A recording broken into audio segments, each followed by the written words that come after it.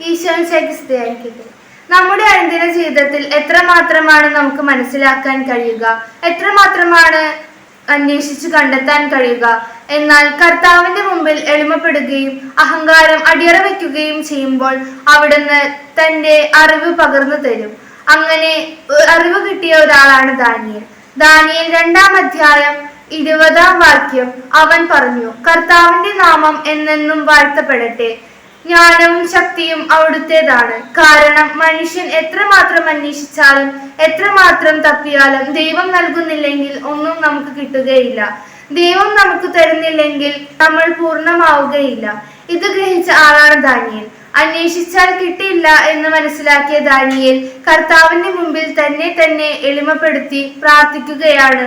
അപ്പോൾ ദൈവം ആ സ്വർഗീയ രഹസ്യം വെളിപ്പെടുത്തി കൊടുക്കുകയാണ്.